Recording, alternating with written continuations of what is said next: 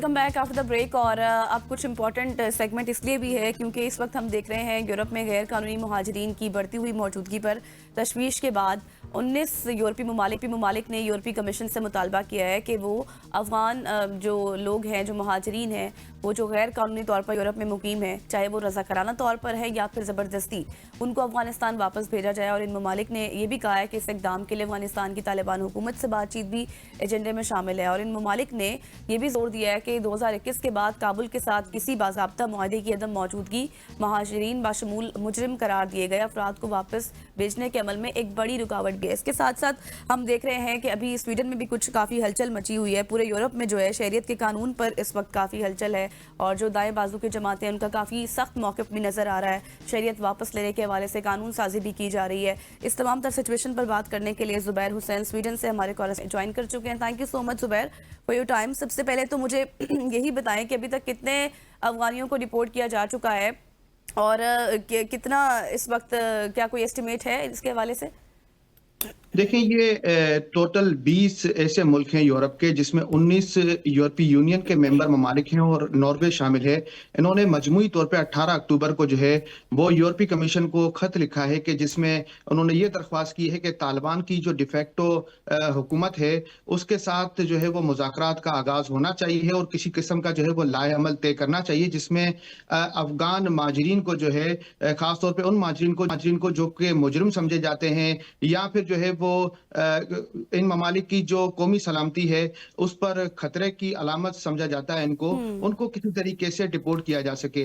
ये मामला कुछ यूं हुआ कि साल 2021 में जब तालिबान हुकूमत ने कब्जा किया काबुल पे, तो उस वक्त से जो है वो यूरोपीय यूनियन ने एक नोटिफिकेशन जारी किया कि कोई भी मेंबर मुल्क जो है वो किसी अफगान बाशिंदे को डिपोर्ट नहीं करेगा और ये डिपोर्टेशन का अमल रुक चुका था। अब चूंकि हालात कुछ दूसरी तरफ हैं और इन ममालिक के अंदर जो है वो बहुत ज्यादा मसाइल हैं कुछ माजरीन को लेके, खासतौर पे अगर जराइम की बात की जाए तो उसका रेशो भी बढ़ रहा है।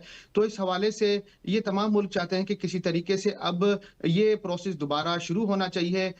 इनफरादी तौर पे कुछ ममालिक जैसे जर्मनी की बात की जाए तो वो कतर की सालिसी से उन्होंने कुछ माजरीन को डिपोर्ट किया है। साल 2023 में पहली बार ऐसा हुआ कि 1,930 ऐसे अफगान शहरी कि जो पहली बार यूरोप आए थे और उन्होंने पहली बार असाइलम की जो है वो एप्लीकेशन डाली, तो वो एक नया बोझ था यूरोपीय यूनियन पे, क्योंकि पहले से जो है वो यहाँ पर रिफ्यूजी क्राइसिस थे और पहले से बहुत सारे अफगान शहरी यहाँ पर सियासी पनाह ले चुके हैं। तो उन 1,930 अफराद में से तकरीबन 2024 में 22,870 अफराद को जो है वो डिपोर्टेशन के नोटिस जारी किए गए, जिसमें से फकत जो है 435 अफराद को जो है डिपोर्ट किया जा सका। उसकी वजह यही थी कि बराह रास्त जो है वो यूरोप से अफगानिस्तान डिपोर्टेशन मुमकिन नहीं थी और कोई ऐसा चैनल मौजूद नहीं था जिसके तहत कोई ऐसी कार्रवाई की जाए कि किसी भी मुल्क में या किसी भी मुल्क के अंदर सालिसी का ऐसा बड़ा मरकज बनाया जाए या कुछ ऐसे कैंप्स बनाए जाए जहां पर अफगान बाशिंदों को रखा जाए और उसके बाद उनके मुल्क डिपोर्ट किया जाए। सही। तो अब अच्छा इन चीजों को जुबैर, ये भी बताएं इसके साथ, जिस तरह मैं स्वीडन के हवाले से भी बात कर रही थी, चाहे वो स्वीडन है, जर्मनी है, फ्रांस है, यहाँ पर जो राइट विंग पार्टीज हैं उनका हमेशा से एक स्टांस मुहाजिरीन के अगेंस्ट रहा है और काफ़ी स्ट्रांग भी रहा है। अभी जो शहरियत वापस देने के हवाले से जो इशू चल रहा है, क्या ये कानून में ही कुछ नई इस्लाह की जा रही है या फिर वाकई समझा जा रहा है कि ये उनकी सलामती के लिए भी खतरा है, इसलिए भी शहरियत वापस ली जा रही है? देखें, माजरीन का बोझ जो है उसने पूरे यूरोप का नक्शा बदल के रख दिया। 2015 की रिफ्यूजी क्राइसिस के बाद बहुत से मसाइल खड़े हुए हैं। खासतौर पे अगर इमिग्रेशन की बात की जाए तो स्वीडन एक ऐसा मुल्क था कि जो सियासी पनाह लेने वालों के लिए जन्नत था। वो परमानेंट रेजिडेंस दिया करते थे और 5 साल के बाद शहरियत भी आसानी से मिल जाती थी। इसके बाद यहाँ पर जब क्राइसिस बढ़े और नफरत अंगेजी का जो है वो एक उरूज आया, तो यहाँ पर दाएं बाजू की हुकूमत कायम हुई। दाएं बाजू की हुकूमत ने ना सिर्फ जो है वो इमिग्रेशन की पॉलिसी सख्त की, बल्कि शहरियत को वापस लेने के कानून पर भी यहाँ पर जोर दिया जा रहा है। एक हफ्ता कबल जो है यहाँ की जो दाएं बाजू की सबसे बड़ी जमात है उसके सरबराह ने यहाँ पर रेफरेंडम करवाने का एक मुद्दा उठाया था, उसकी तजवीज पेश की थी पार्लियामेंट में कि अगर शहरियत वापस ली जाए तो पहले अवाम से रेफरेंडम कराया जाए ताकि अवाम का जो है वो फैसला उसका एहतराम किया जाए और गैर मुल्कियों की शहरियत ली जाए जो कि जराइम में मुलविस हों।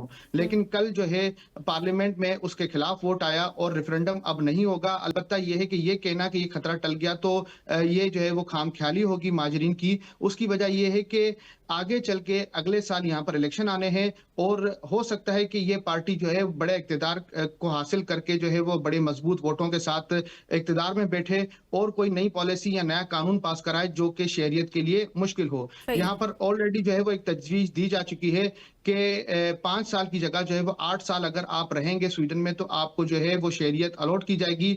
जबकि पुर्तगाल की अगर बात करें तो वो माजरीन की आखिरी उम्मीद था। उस आखिरी उम्मीद ने भी जो है वो अब शहरियत के कानून को चेंज करने के लिए पार्लियामेंट में तजवीज़ पेश की है कि 5 साल की जगह 10 साल अगर कोई यूरोप में पुर्तगाल में रहेगा तो उसे शहरियत दी जाएगी। सही, तो यही सारी सिचुएशन फिर ज़ाहिर है पाकिस्तानियों के हवाले से भी होगी, उनके लिए भी यही पॉलिसीज़ होंगी और फिर एक कैसा माहौल अब इस वक्त आप देख रहे हैं इस सारी सिचुएशन के बाद? एक अदम तहफ़्फ़ुज़ तो है, होगा लोगों में, ज़ाहिर सी बात है, वहाँ पर माहौल किस तरह का है अभी फिर? देखिए, हम पाकिस्तानी जो ख़ास तौर पे ओवरसीज़ पाकिस्तानी हैं या ऐसे पाकिस्तानी जो पाकिस्तान से आना चाहते हैं, वो ट्रेंड फ़ॉलोवर हैं। यानी कि यहाँ पर स्वीडन के अंदर जो पाकिस्तानियों की तादाद थी, वो कोई इतनी बड़ी नहीं थी, लेकिन पिछले 3 से 4 सालों में पाकिस्तानियों की तादाद में काफ़ी इज़ाफ़ा हुआ है और इज़ाफ़ा होने की वजह ये है कि इटली, यूनान, स्पेन से ऐसे पाकिस्तानी आए जिन्हें इटली, यूनान या स्पेन में परमानेंट मिला हुआ था, वो अपनी फैमिलीज़ को लेकर यहाँ पर नहीं आ सकते थे। अब जब वो यहाँ पर आ चुके हैं, तो यहाँ पर वो अपने साथ फैमिलीज़ भी हैं, लेकिन क्योंकि इंटीग्रेशन के मसाइल्स बहुत सारे बहुत सारे हैं यहाँ पर और यहाँ पर जो है वो अब माइग्रेशन ने भी जो है सख्तियां कर दी हैं। तो सबसे बड़ा मसला आता है कि अगर किसी को कोई परमानेंट रेजिडेंस इशू किया जाता है तो उनके 18 साल से ज्यादा उम्र के बच्चों को परमानेंट इशू नहीं किया जाता। अगर किसी को शहरियत मिलती है तो उसके 18 साल से ज्यादा बच्चे को शहरियत नहीं दी जाती। तो ये कुछ ऐसे मसाइल हैं कि पाकिस्तानी जो हमारे ओवरसीज हैं वो इस वक्त मसाइल से दो चार हैं। एक तो वो सैलरी की जो रिक्वायरमेंट है यहाँ वर्क परमिट के हवाले से उसको मीटअप नहीं कर पाते और दूसरा ये है कि यहाँ इंटीग्रेट होने के लिए उनको इतने मसाइल पेश आ रहे हैं कि जो वो फैमिलीज के लिए यहाँ पर आए थे उन फैमिलीज के लिए ना तो वो परमानेंट हासिल कर पा रहे हैं ना ही उनकी नेशनलिटी के लिए उनके पास कुछ ऐसे मौके मौजूद हैं कि उनकी फैमिलीज यहाँ पर सस्टेन करें। तो ऐसे बहुत से पाकिस्तानी हैं कि जिन्हें डिपोर्टेशंस हुई हैं और मजीद भी खतरा है कि डिपोर्टेशंस पाकिस्तानियों की होनी है। सही, तो इस हवाले से अब अवामी राय क्या आपको नजर आई है क्या हम ये कह सकते हैं वाज़ेह तौर पर कि ये अब खतरा मुकम्मल तौर पर टल गया है, कानून पास नहीं हो सकता, या फिर जैसे आप पहले भी जिक्र कर रहे थे आगे इलेक्शंस भी हैं तो दोबारा से मामला सर उठा सकता है?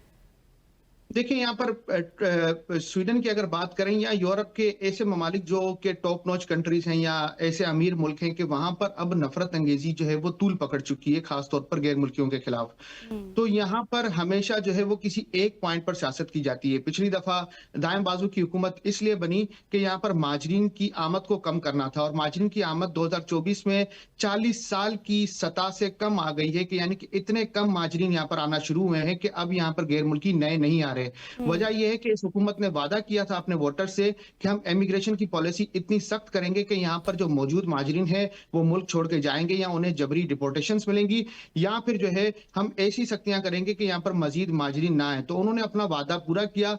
अब चूंकि शहरियत के मामले को लेके बहुत सारे मसाइल हैं वो और उसको लेके जो है वो आजकल बहस चल रही है।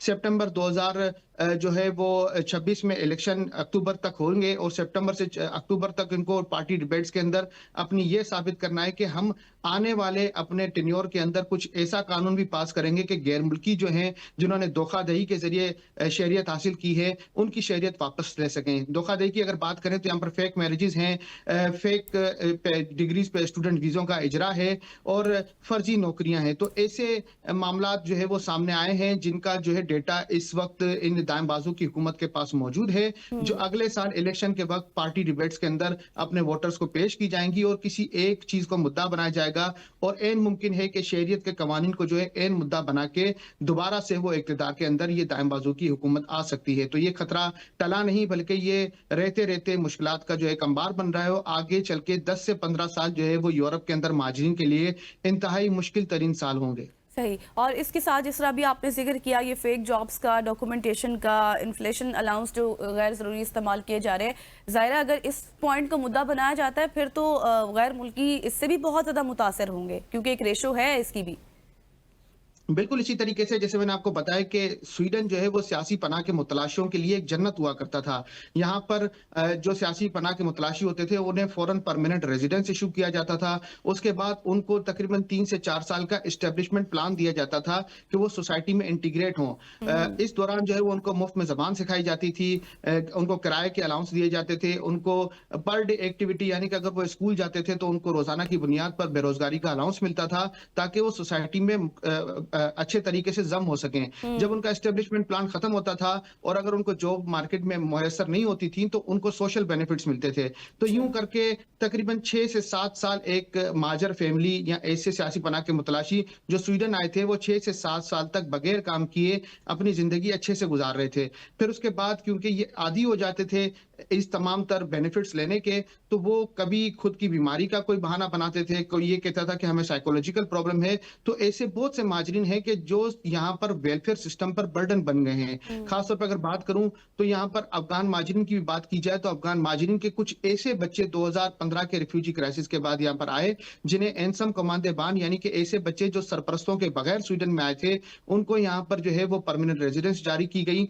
अब जो है वो इनके लिए ये मसाइल खड़े हुए हैं कि परमानेंट रेज़िडेंस वापस लेने का कानून बनाया जा रहा है और ये जो अफ़गान महाजरीन जो अकेले बच्चे जो सरपरस्तों हुँ, के बगैर आए थे, उनके लिए सबसे बड़ी प्रॉब्लम ये खड़ी हो जाएगी कि वो बहुत से ऐसे हैं कि जिन्होंने अपना साइकोलॉजिकल प्रॉब्लम बताया है, वो हमेशा की बुनियाद पर यहाँ के वेलफेयर सिस्टम पर बर्डन बने हुए हैं। तो ये हुँ। तमाम तरह ऐसी चीज़ें हैं कि जिनकी आदाद-ओ-शुमार जो है वो आगे चल के इस हुकूमत को सपोर्ट करेगी कि दोबारा दाएँ बाजू की हुकूमत बने और हो सकता है कि ना सिर्फ परमानेंट रेज़िडेंस वापस लेने का कानून जो है वो उसको बनाया जाए कि किसी तरीके से उसको कन्वर्ट करके टेम्परेरी कर दी जाए, बल्कि शहरियत का कानून भी बनाया जाएगा कि शहरियत भी वापस ली जा सके। सही, तो अब जिस तरह से आप भी ज़ुबैर ज़िक्र कर रहे हैं और हमने भी देखा कि पहली पॉलिसीज़ बहुत नर्म हुआ करती थी और इट्स रियलिटी अब इतनी सख्ती हो जाना एकदम से दाएं बाजू की जमात, जिस तरह आप कह भी रहे हैं कि एक-एक पॉइंट कोई भी मुद्दा बनाते हैं और उस पर पॉलिटिक्स चलती है। तो अब कितनी पॉसिबिलिटीज़ हैं कि इतनी सख्ती के बाद जो मज़हबी आज़ादी जैसे मामलात हैं, वो भी इन फ्यूचर महदूद हो जाएँगे?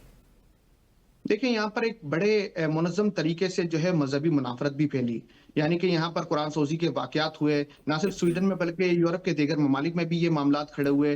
फिर अब जो है वो यहाँ पर बात की जा रही है हिजाब पर पाबंदी की। यानी कि जो अच्छा। मुसलमान फ़ैमिलीज़ हैं, उनमें अक्सरियत जो है वो हिजाब जो है वो अपने साथ बुर्का या हिजाब का इस्तेमाल होता है, यहाँ पर ख़वातीन करती हैं, उस पर पाबंदी की बात कर रहे हैं। पुर्तगाल की पार्लियामेंट में भी ये समरी पेश की गई है और स्वीडन में भी जो है वो क्रिश्चियन डेमोक्रातना की जो सरबराह हैं, उन्होंने हालिया दिनों में एक बयान दिया था, उसके मुताबिक यहाँ पर भी हिजाब पर पाबंदी लगाई जाए। तो ये कुछ ऐसे मामलात हैं कि जो ये ट्रिगर कर रहे हैं कि ना सिर्फ महाजरीन के लिए यहाँ पर रहना मुश्किल है, बल्कि मज़हबी आज़ादी को भी जो है, उसका भी गला घोंटा जा रहा है, उसके ऊपर भी सख्तियाँ बरतने का इम्कान है कि आगे चल के कुछ पाबंदियाँ लागू की जा सकती हैं। हुँ, सही। Thank you so much Zubair Hussain हमारे साथ मौजूद थे और स्वीडन में इस वक़्त जो यूरोपीय कंट्रीज़ में मामलात चल रहे हैं, उस हवाले से अपडेट कर रहे थे। इसके साथ जो अफ़गान मुहाजिरीन हैं, उस हवाले से भी उनको भी डिपोर्ट किया जा रहा है, जिसमें पाकिस्तानी भी काफ़ी सारे इफ़ेक्ट हो रहे हैं और जिस तरह से हमने इन डिटेल बात की कॉम्प्रिहेंसिवली कि जिस तरह से आगे चलकर अब मज़हबी आज़ादी भी महदूद हो जाएगी, तो काफ़ी सारे मामलात हैं, जिन पर अब थोड़ा-सा नज़रसानी करने की ज़रूरत भी है और इसका कोई ना कोई हल पाकिस्तानियों ज़ाहिर है हम तो बात कर सकते हैं पाकिस्तानियों के कॉन्टेक्स्ट में कि उनको कितनी मुश्किलात होंगी। तो अब देखते हैं कि आगे चलकर क्या कुछ होगा। यहाँ पर लेंगे एक शॉर्ट सी ब्रेक, वापस आएंगे। Stay with us.